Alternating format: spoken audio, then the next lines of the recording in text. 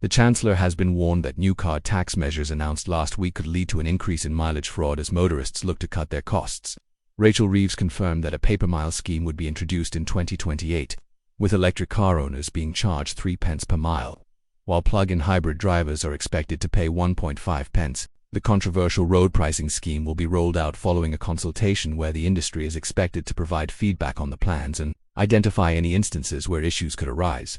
When the new taxes are introduced, motorists will be expected to take mileage readings from their in-car odometers to determine how much electric vehicle excise duty they will need to pay. The government's consultation into EVT states that drivers must ensure that they take reasonable steps to ensure that the odometer is functioning correctly and that the data provided is accurate.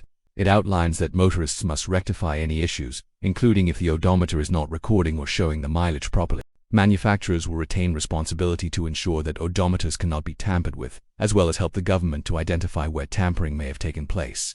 The report also acknowledges data which shows that around 2.3% of UK vehicles may show signs of clocking when the odometer is deliberately changed to show a lower mileage.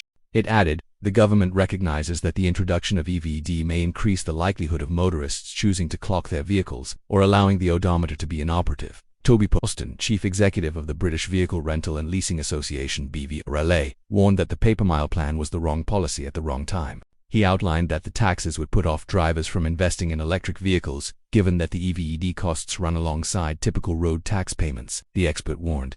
In addition to the massive administrative and operational headaches for EV fleets, it creates an incentive for people to tamper with their mileage. Delivering this regime in its current form risks fueling a wave of fraudulent activity that would see the Treasury recoup less, while simultaneously eroding confidence in the fragile used EV market. The paper-mile charges are being introduced to combat the declining revenue from fuel duty, as more drivers transition away from petrol and diesel vehicles.